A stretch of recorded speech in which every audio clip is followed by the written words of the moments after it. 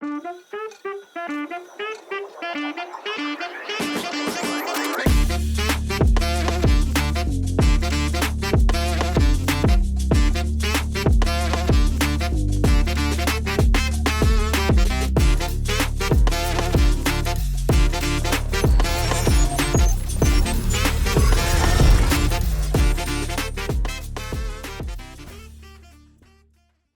and welcome to Divorce Hacker. I'm your host, Ann Grant. On this show, we'll have a variety of guests who've been through divorce and are experts on the topic. Whether you're thinking about a divorce, in the midst of it, or already divorced, we are here to share our stories with you in the hope that you may relate, learn, process, and overcome whatever you're experiencing in your life. Welcome to Divorce Hacker. Michelle Gillette is our guest today. She is a purpose-driven wellness entrepreneur, a former hedge fund executive turned mom, and functional medicine health coach, committed to helping others to reinvigorate themselves from the inside out, whether that be physically, mentally, emotionally, spiritually, relationally, or all of the above. Despite being divorced, Michelle still believes in love, and she is passionate about helping others get unstuck from the patterns that have held them back.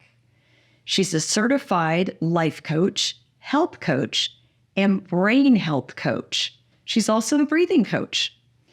But it's her own odds-defying life of learned resilience that has truly given her the perspective, relatability, compassion, and experience to support others as they go from merely surviving to thriving.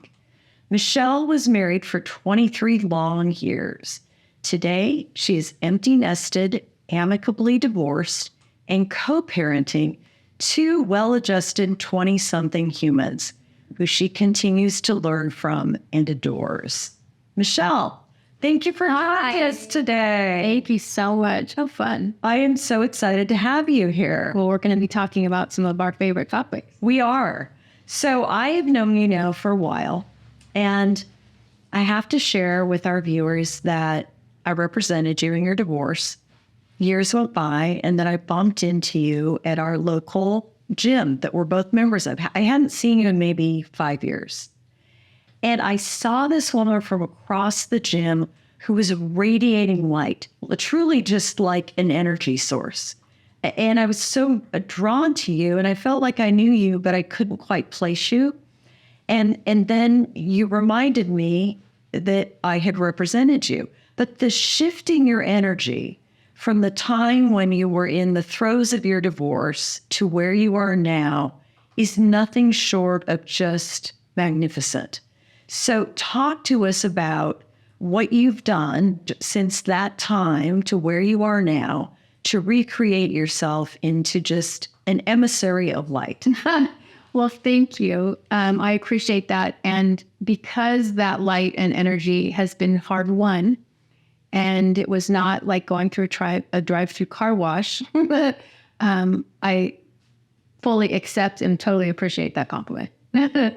So I think a lot of how that came about was understanding mind shifting and understanding different perspectives, looking at things through different lenses, being responsible for my own, let's call it shizzle. I don't know what words we can use on this podcast, but a lot of self-reflection, a lot of honesty with myself, about my own patterns and where I was getting stuck. And it also required a lot of attention to my health and my wellness and my habits, lifestyle, all of it. So it was really a multi-pronged approach to, let's call it great energy. And it starts inside out, and it takes a lot of personal responsibility and not looking at it like it's a burden or difficult, but a really empowering opportunity. I love that. So I know that it was very important for you to have an amicable divorce. And I know that you and your ex-husband, the father of your two beautiful children, who were married for 23 years, get along great now. Talk to us about how you made that happen, because our viewers, many of them are in the midst of divorce. They're not there yet. Yeah. So talk to us about your journey in that regard. So one of the things that we had throughout our marriage, even towards the end, less so towards the end, was that we had a good sense of humor.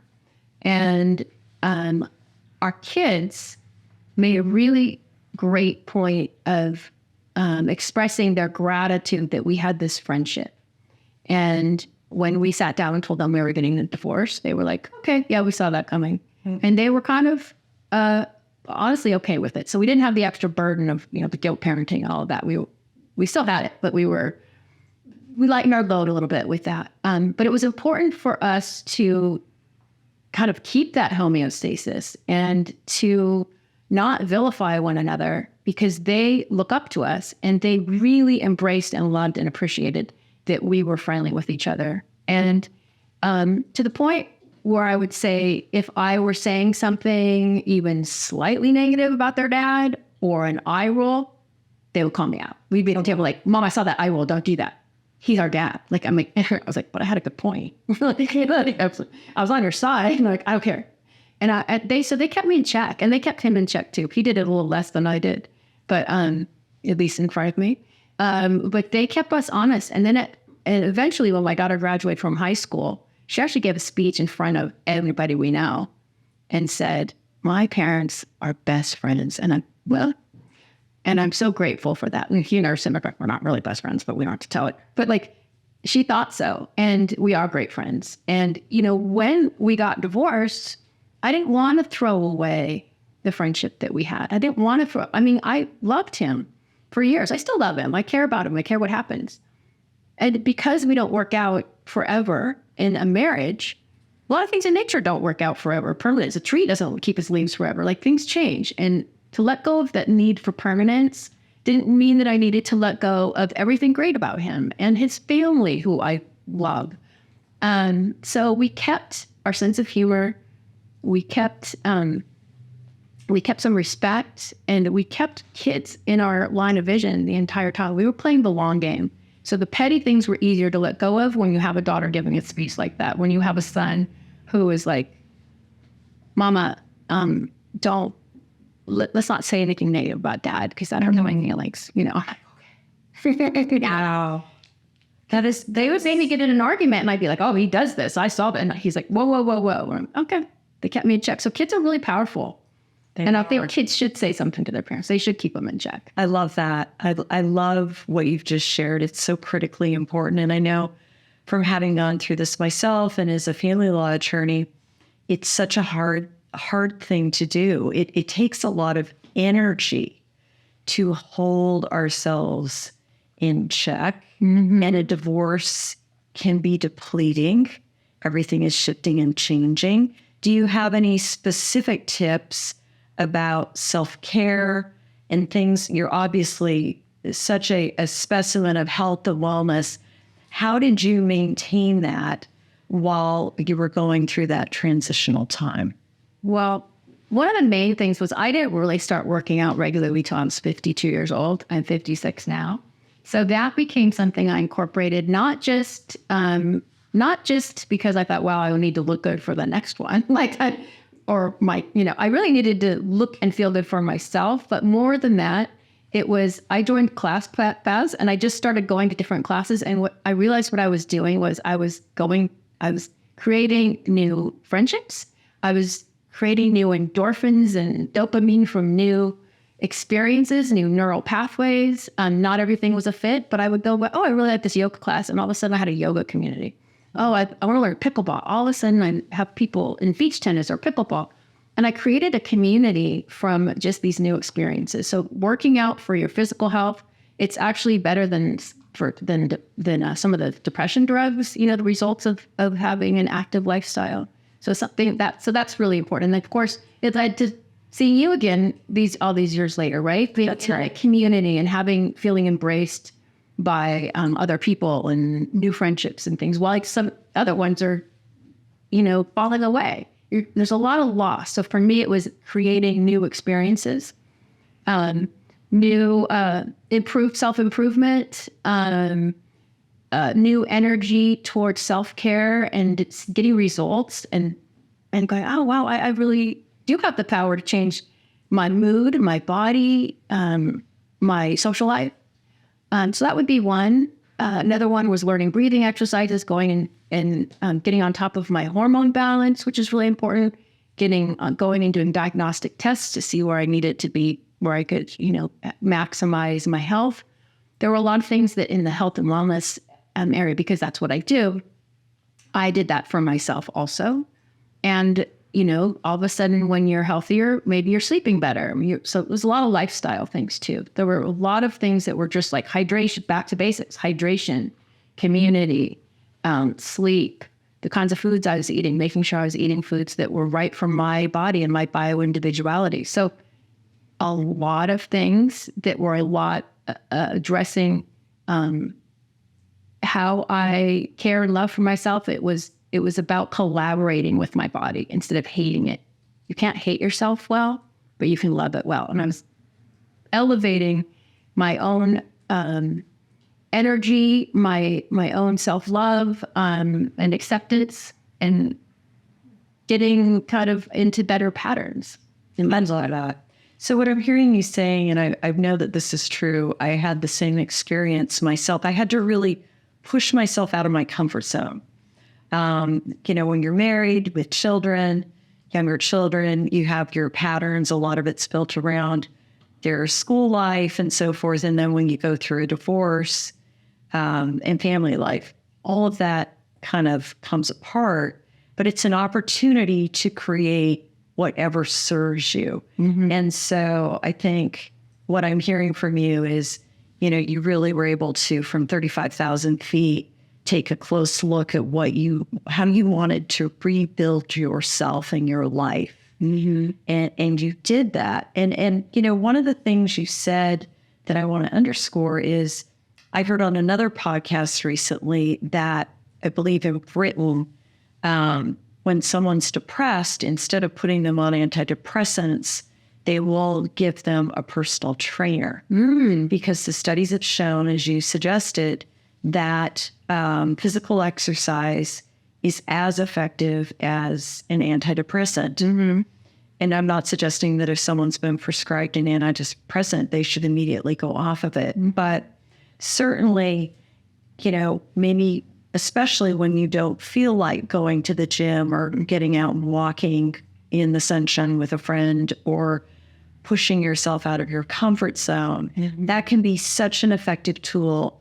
And like you said, opens up new horizons. I became a yogi during my divorce and joined a whole yoga community. And now I can travel anywhere in the world with them. Even if I don't have a partner, I don't need a partner. Right. And so there are so many ways to be single and still experience a lot of the things that we sort of associate with being coupled, like travel and fun and play and all of that. Yeah. So I appreciate you sharing that with us because I think it's so critically important. So you became certified as a life coach, and then you went on to add many more certifications, all of which are health related. Why the pivot to add in this focus on health and well-being to what you were already doing? So a lot of my clients would come to me and be like, well, I really, I was an attorney, but I don't want to go back. Like, have this mom malaise maybe. Like, I'm just feeling in the doldrums and I need to do something different. And I was an attorney before, but I don't want to go back to that. I want to do something and I'm going to start this business. And then they'd be like, yeah, but I'm really tired by 1 o'clock or 2 o'clock. And or like, I'm just edgy or I'm not sleeping. And like, they didn't have the energy to do it. And I had already gone through an autoimmune Hashimoto's thyroiditis that I'd overcome. I'd overcome mold toxicity. I'd overcome Lyme disease. So I have experience. My son had a brain disorder called PANDAS, which was just related to too much strep in his body. So I'd already been through this with my own family, and I was passionate about finding ways to get to the root cause of somebody's dysbiosis, so like something just not being at their very best, right?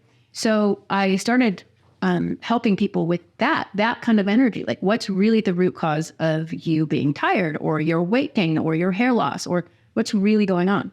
And that I'm not a doctor, and I don't pretend to be a doctor. And I'm also not a doctor who will tell someone, like we said, don't be on your antidepressants. It's just that there are some alternative things to look at, and some physicians who are willing to work with you that are like functional medicine doctors, that I can help someone. If I were to become a functional medicine health coach, which is what I did, I can go help implement the programs that they prescribe for you. And some of them have nothing to do with medication. Some of them have to do with, or maybe they do. It's really your bio-individuality and looking at that. So it was spurred on by a lot of us going through this just, wow, my toxic load is too high. My mercury is too high. We're getting to the bottom of like what's slowing people down. I mean, people coming to me for brain fog, that led me to getting certifications in brain health, interest in Alzheimer's prevention.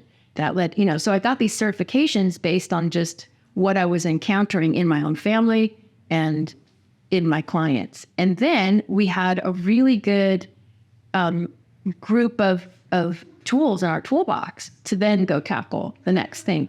I needed my physiology to be right in order for me to have the energy you're talking about, in order for me to get up and go do some of the exercises, even though I did start with baby steps, and I didn't expect myself to go and be, doing Peloton for an hour at 99, or whatever. Like that, I started much smaller, and you don't have to go and be, a pro baseball player. You can just take a walk. You can start small and then grow into that. And so it was really myself doing it, starting to work out, like I said, at 52 for the first time ever doing it regularly. I've done it here and there, but it was having gone through that and seeing the benefits of it, helping other people who also maybe don't feel like they have the energy or it's too late, saying, no, you can get that, and encouraging them along the way. So it was kind of needed. The physiological things that were draining them, and plus just getting down to the root of what they truly, truly want, asking those kinds of questions. So together that made a good yin and yang of like, opportunity for them to go do what they really wanted to do. I love that. Let's talk about dating post-divorce. So what was your experience with dating post-divorce versus when you were getting divorced, what you thought dating would be like? Okay. So a friend of mine said, Michelle, you were shot out of a cannon. I accidentally started dating about, just hours after I mentioned to we told the kids we're getting separated. And it was truly like I went and stayed with some friends, and they said, when you're ready down the road to date, we have someone we want to introduce you to. And you'll meet them tonight, but when you're ready, you guys will go out. So we met 4 hours later for the first time, and he was like it was like a lion attacking a gazelle, because he'd heard about me for like a year already, I think. And we just hit it off. And I wasn't expecting it that fast, but it was like ripping the Band-Aid off. So I immediately started dating and thought I was really ready for it. And in retrospect, in so many ways, I really was, because I had been in my mind wanting something different. I've craved partnership, a different kind of partnership. So I thought I was ready. I was ready in so many ways, but what I absolutely know, and I'm so much better prepared now after making a bunch of mistakes. After, I would say that like sometimes I saw red flags and thought, oh, they're kind of like, burnt orange. No, they're red. I saw some Instagram post of like, when you see a bunch of red flags, don't talk yourself into thinking it's a carnival. Like I was like, so I got better and better with who I chose. Like that person I was with in the beginning we just dated for like a couple months, and we're great friends. But like, I didn't waste a ton of time trying to make something work that wasn't going to work. I did learn that, but I also just had to learn along the way. Like I did not know, for instance, that having needs wasn't needy. So I didn't know how to ask for what I wanted. I only knew how to leave and say, this isn't working and that's not working. This isn't going to work. Goodbye. And I did it over and over again. And I did. And I remember one person I dated saying, Michelle, that could have been a conversation instead of a breakup. And I really hurt his feelings, and we tried to date again later. And I kind of breached his trust. I was just, So I would say what I also thought was that my mindset was, in order to make this divorce make sense to my children, to myself, I need to go find that person, Right. and have the best relationship of my life. Right. So there was this added like burden or heft or scrutiny and list of like criteria I was looking for. Yes. Right. And I was like, he's that, but not that. And they were increasingly be more and more of a fit, but they still had this like heavy checklist, you know? Right. And that's like a lot for a guy. And some people would say to me, don't tell anyone you really want to, like, you know, you ever want to get married again or you want to find your person. I'm like, why not? And they're like, well, that'll scare them off. I'm like, good. They should go, because they're not going to be my person if they're not looking for the same thing.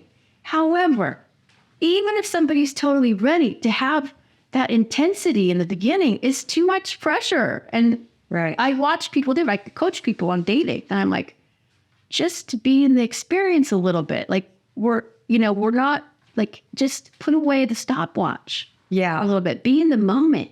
I've had it done unto me where they're like, you're this, you're that, you're this. I'm not, because this is my resume. Yeah. And you're not getting to know me. Right. You're like really excited about, I'm the whole package.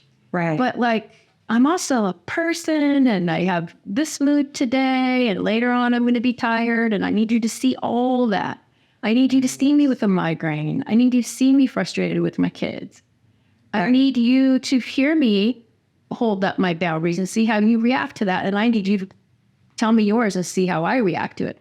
We need to be scared and see how we work through that. Like, Right. so I've been on both ends of it, where like they're bombing on and I'm like, oh, hey, right? Yeah. So now that I've been on both sides of it, I still don't know everything. And I feel like I'm in an excellent place right now. I'm way better than I was then.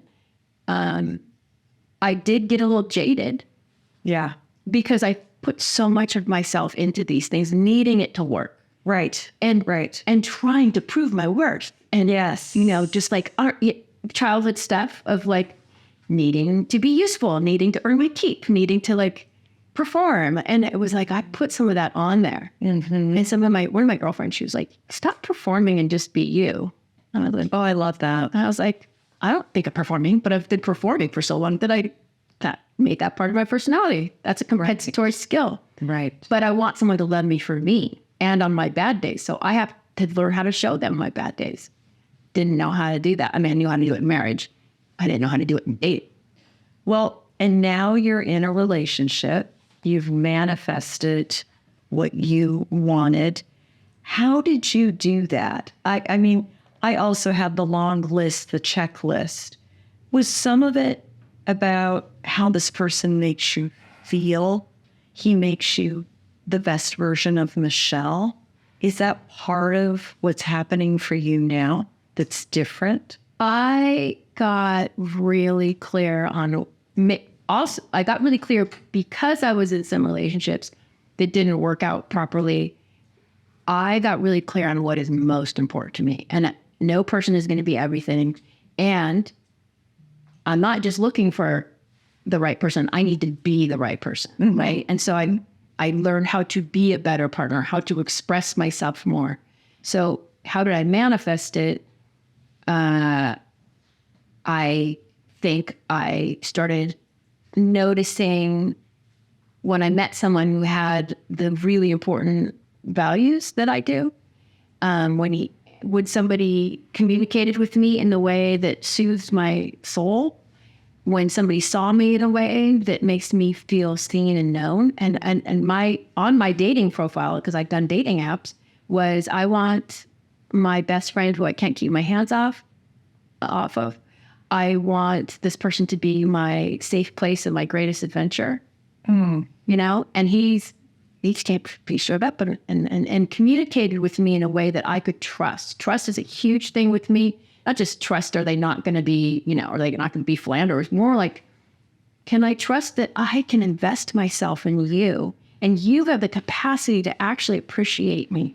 Because I've been with people where I could tell I wasn't their person, you know, or if I was, it wasn't enough of it. Like, or I felt that way, whether I was right or wrong. I've been told you were wrong.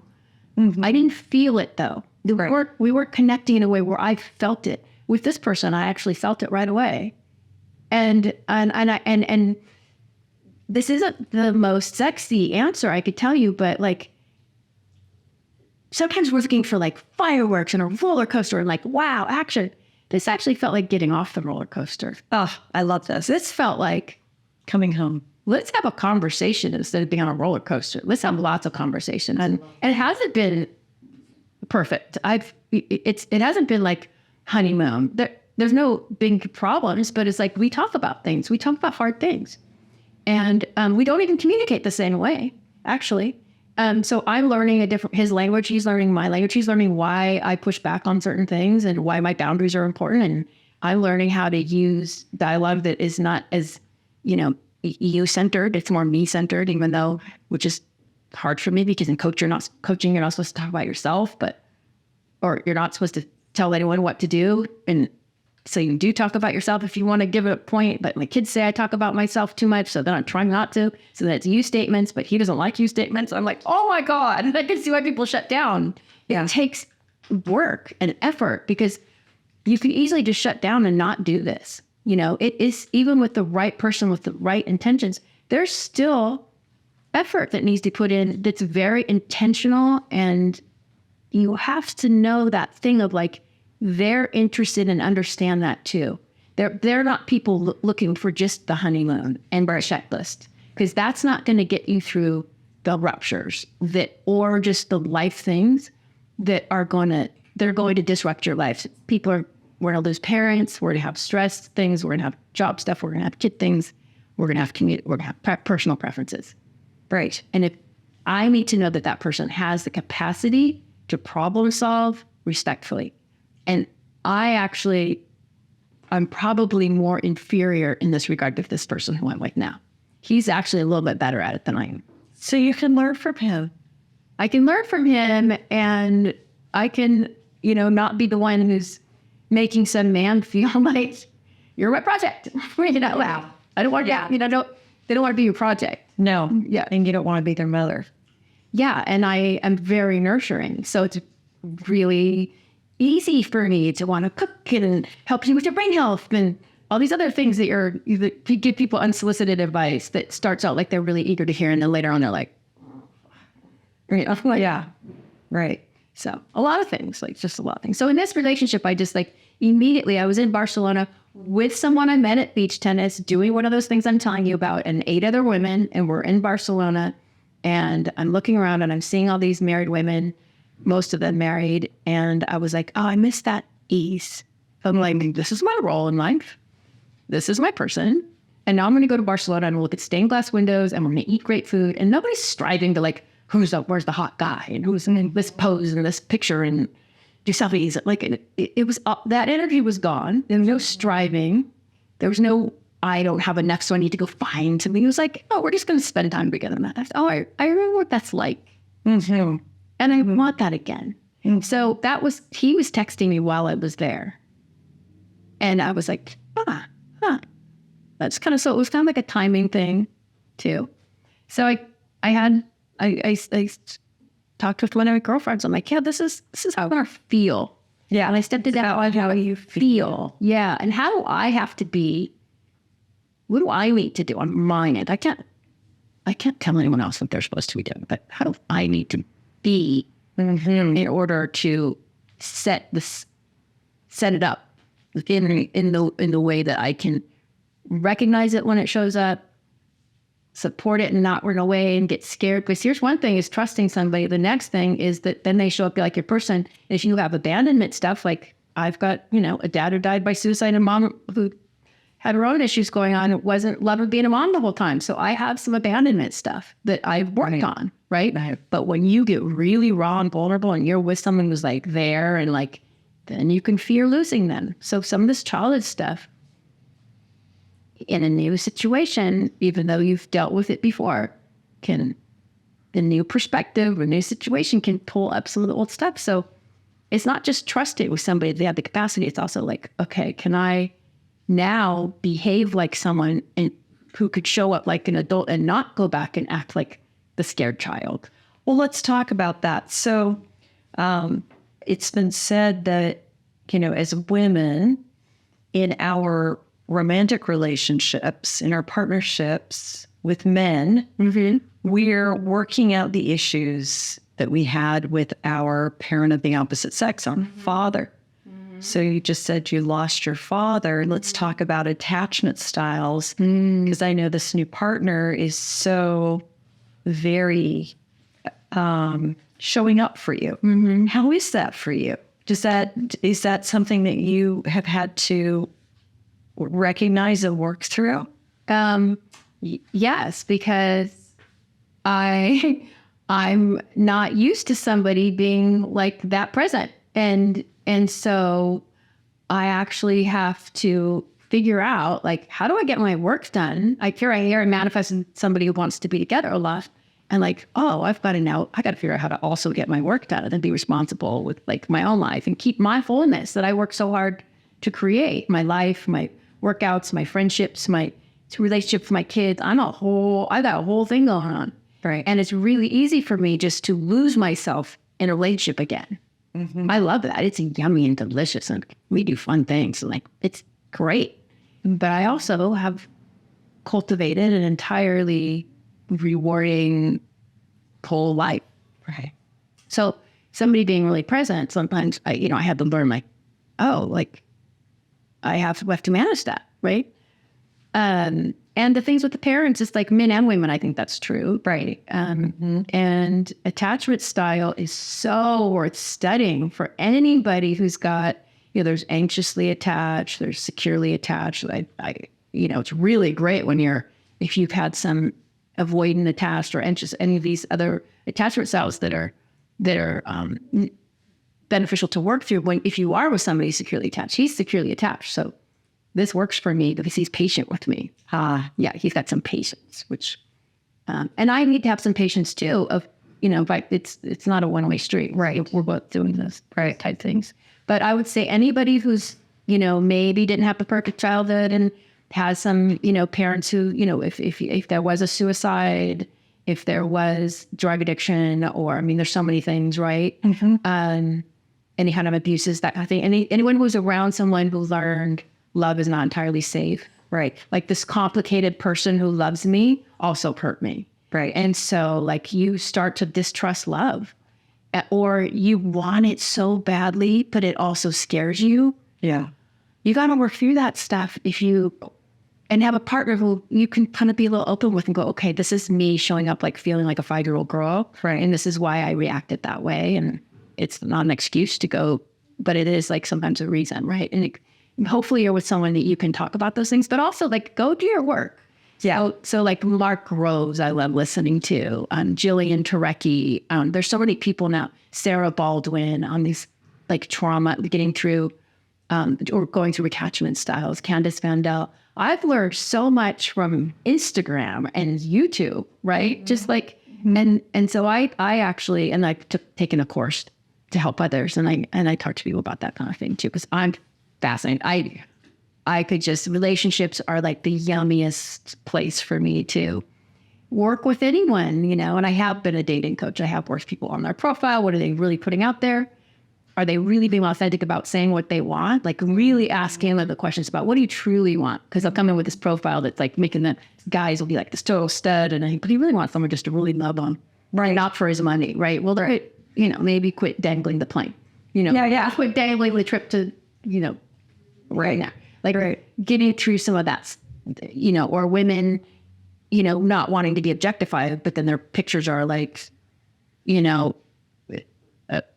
in kind of the kind of outfits or something that are basically doing that, right? So it's fine, do whatever you want, but like if you really want someone to love you, if you really want a relationship where you feel seen, known, and loved for you, then show you and be honest about what you really want. It's not everybody. Guy wants to read what I wrote, which is my safe place. A guy who's avoiding it might be like, oh damn, scary. Like I don't want to be in what's safe place. Like that's boring, or like that's very responsibility.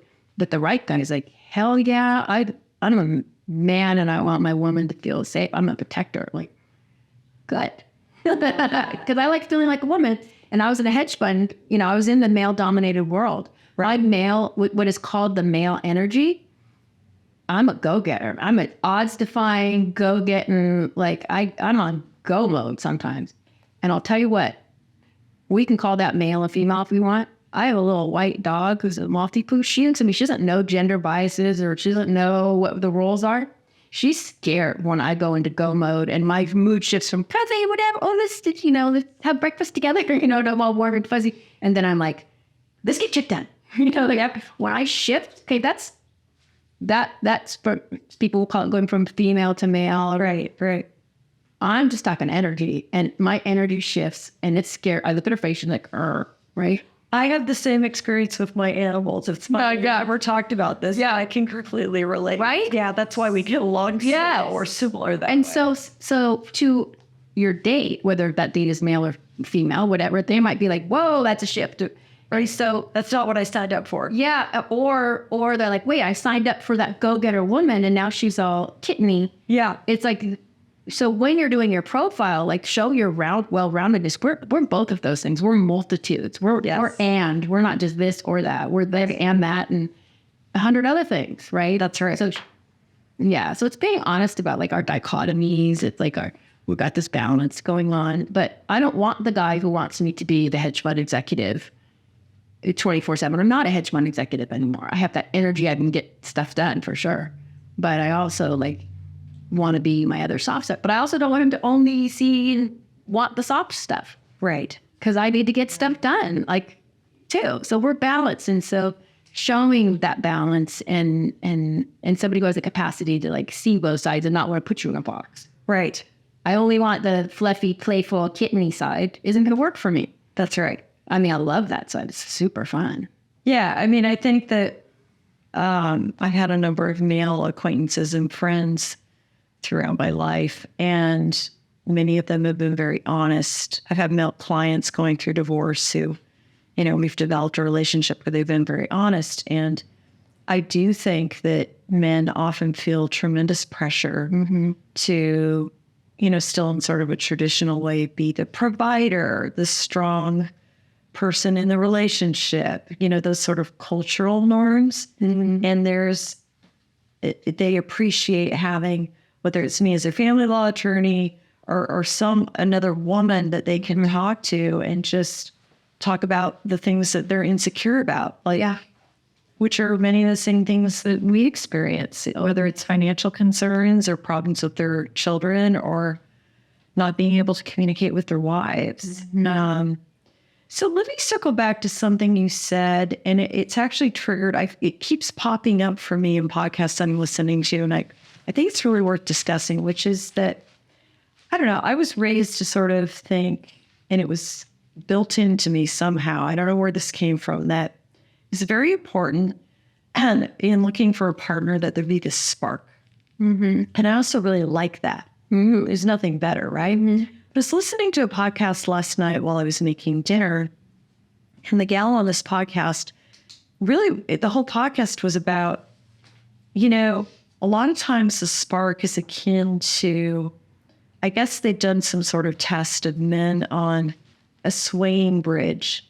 And if they ask a man about a woman while he's on a swaying bridge and they were monitoring his brainwaves, he likes her a lot more than if he's stationary. And so the science shows that a lot of the spark has to do with this anxiety. And that's not always the best indicator of whether this person is a good life partner. I mean, what we want in a life partner is someone who's stable, able to be calm, be a good sounding board. Yeah. Those are not necessarily the same qualities associated with the spark. What are your thoughts about the spark? And you and I have been on this sort of dating journey post-divorce. I came out of my marriage I was in a relationship and a marriage for 18 years. You were one for 23 years.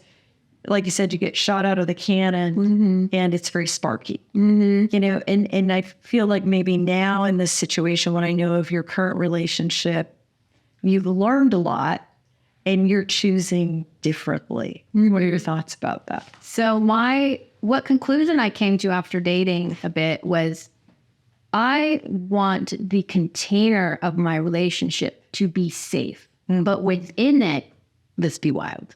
Be my adventure partner. And that means it doesn't just mean travel. It means we have amazing chemistry and spark within the safety of a container. I think you can have both. I think there does need to be sometimes, you both need to have your own thing. Right. And that's why I was kind of I need to keep my own thing a little bit. Right. Simple things of just, even my ex-husband and I did this. If we would go on a trip together, and we were at a hotel, he'd go down to the bar. I'd go get ready by myself. So I'm I like to get ready by myself. First of all, I like to just have some time to myself and think and whatever. But I like to get ready and then come out and there's a reveal and we see each other across the bar. Esther Perel talks about that. You need some polarity. Yeah. You need some separation. It's not all up in each other, Right. Their familiarity breeds contempt. Yeah. And so I think keeping some of that is important. So I've been pretty hey, he's I know, leave you alone if you're in the bathroom. I'm yeah. And there's certain things that should be romantic and less. We don't need to know every detail about bodily functions. I don't really need to know. Right. And I don't really want to share. And so yeah. And I get that yes, my high companion, but it doesn't mean you have to. He still can have his great friends and confidants and trips with the guys, and I can still do my thing. And I think that's important. Also, Esther Perel talks about seeing one another in your element, right? Mm-hmm. He hasn't really seen me in my element yet. I've seen him in his, and that is attractive when you see someone captain of their industry or something they're passionate about. So I think that keeps a spark for sure. Right. He knows about mine. So again, for me, it's I'm adventurous and fun. He'll always say, "You're fun. You're fun." And it's we're fun together. We're spontaneous. We're let's go. It's sexy. My kids could watch this, so I'm not going to go into too many details. But we have great chemistry. It's that there's no lack of that, but it's also feels really warm and fuzzy. So, I feel when I went to Barcelona on that trip, I said, I kind of just feel I've got a basket weave under. Oh, I love that. You're saying that. Yeah. If I just, and he'll say, "I've got your back." I'm really? I totally trusted at first. And then I watched, see how he acts. I'm maybe that's it. And even if he doesn't,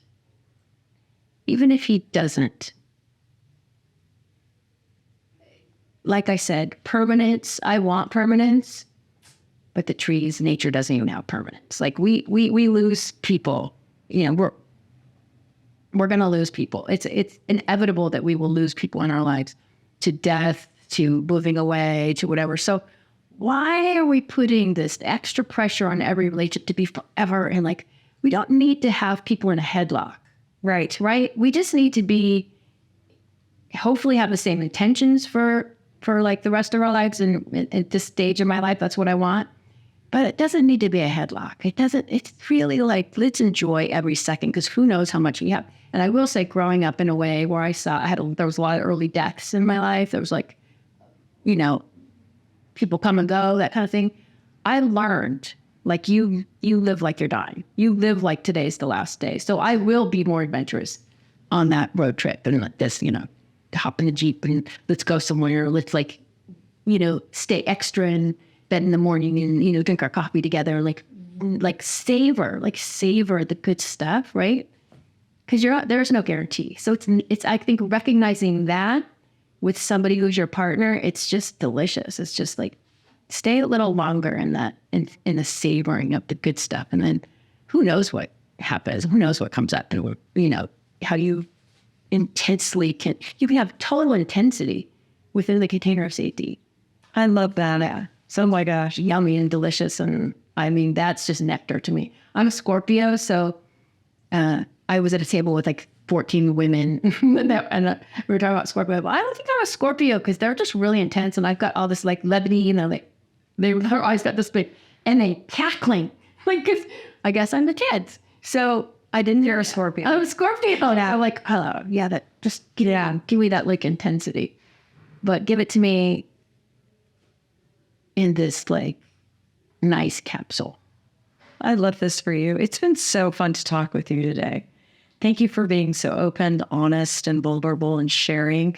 I think this is really going to help a lot of people. Thank you so much. What a pleasure. And what a wonderful fate that we saw each other that day. Yes. And I told my partner, oh, man, it's just like, we sit there and for 3 hours, we can just talk at a bar or like restaurant and just not even notice anybody else. Sure is still people go like hours still there. Yum. Yeah. So fun. So I adore you and I love what you're doing. And you have a really good, honest take on what it does take to have an amicable divorce and what's draining about it and what's great about it and showing people, what's possible. And I'm so glad that you were here today so that people can see that, it's not that light at the end of the tunnel is not an oncoming train. Yeah. Totally. Yeah. No, it can be some sparkle dust. Yeah. Thanks, Michelle. Thank you.